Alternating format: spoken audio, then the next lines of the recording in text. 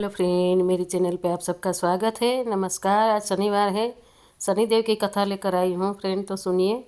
एक समय में स्वर्गलोक में सबसे बड़ा कौन है प्रश्न पर 9 ग्रहों में वाद विवाद हो गया।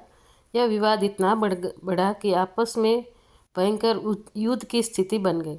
निर्णय के लिए सभी देवता देवराज इंद्र के पास पहुँचे और बोले, हे देवराज, आपको निर्णय करना होगा कि हम में से सबसे बड़ा कौन है।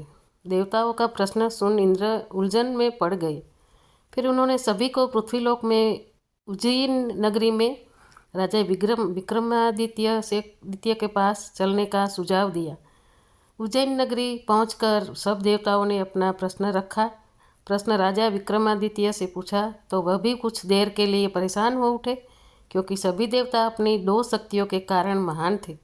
किसी को भी छोटा या बड़ा कह देने से उनके क्रोध के प्रकोप से भयंकर हानि पहुंच सकती थी।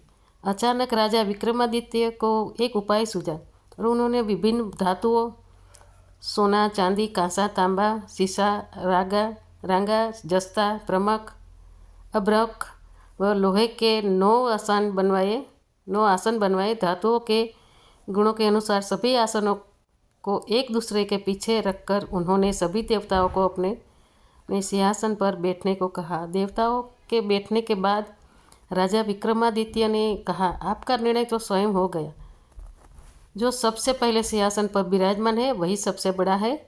राजा विक्रमादित्य के निर्णय को सुनकर शनि देवता ने सबसे पीछे आसन पर बैठने के कारण अपने को छोटा जानकर क्रोधित होकर कहा, हे राजन, तुमने मुझे सबसे पीछे बैठाकर मेरा अपमान किया है। तुम मेरी शक्तियों से परिचित नहीं हो। मैं तुम्हारा सर्वनाश कर दूंगा।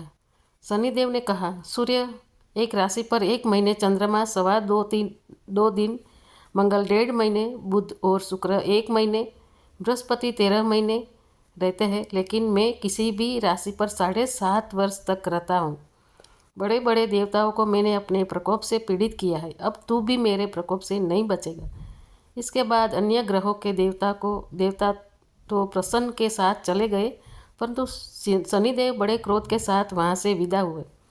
विक्रमादित्य से बदला लेने के लिए एक दिन शनिदेव ने घोड़े के व्यापारी का रूप धारण किया और बहुत से घोड़े के साथ उज्जैन नगरी पहुँचे। राजा विक्रमादित्य ने राज्य में किसी घोड़े के व्यापारी के आने का समाचार सुना तो अपने अश्वपाल को कुछ घोड़े खरीदने को भेजा। घोड़े बहुत कीमती थे। अश्वपाल ने जब वापस लौटकर इस बारे में राजा विक्रमादित्य को बताया तो वह खुद आकर एक सुंदर शक्तिशाली घोड़ा पसंद किया। घोड़े की चाल देखने के लिए राजा जैसे ही उस घोड़े पर सवार हुए, वह बिजली की गति से दौड़ पड़ा। तेजी से दौड़ता हुआ घोड़ा राजा को दूर एक जंगल में ले गया और फिर वहाँ राजा को गिरा कर गायब हो गया। राजा अपने नगर लौटने के लिए जंगल में भटकने लगा, पर उसे कोई रास्ता नहीं मिला। राजा को भूख प्यास लग आई। बहुत घूमने पर उसे एक चरवाहा मिला। राजा ने उससे पानी मांगा। पानी पीकर राजा ने उस चरवाहे को अपनी अंगूठी दे दी और उससे रास्ता पूछकर जंगल से निकलकर पास के नगर में चला गया। नगर पहुंचकर राजा एक सेठ की दुकान पर बैठकर कुछ देर आराम किया। राजा के कुछ देर दुकान पर बैठने से सेठ जी की बहुत बिक्री हुई। सेठ ने राजा को भाग्यवान समझा और उसे अपने घर भोजन पर ले गया। सेठ के घर में सोने का एक हार खूंटी पर लटका हुआ था। राजा को उस कमरे में छोड़कर सेठ कुछ देर के लिए बाहर चला गया। तभी एक आश्चर्यजनक घटना घटी। राजा के देखते देखते सोने के उस हार को खूंटी निगल गई। सेठ ने जब हार गायब देखा तो उसने चोरी का संदेह राजा पर किया और अपने नौकरों से कहा कि इस परदेशी को रस्सियों से बांधकर नगर के राजा के पास ले चलो। राजा ने विक्रमादित्य से हार के बारे में पूछा तो उसने बताया कि खूंटी ने हार को निगल लिया। इस प्रकार राजा क्रोधित होकर चोरी करने के अपराध में विक्रमादित्य के हाथ पांव काटने का आदेश दे दिया।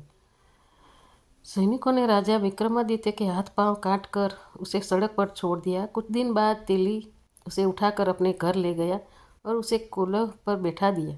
राजा आवाज़ देकर बोला, बैलों को हाँकता रहता। इस तरह तेली का बैल चलता रहा और राजा को भोजन मिलता रहा।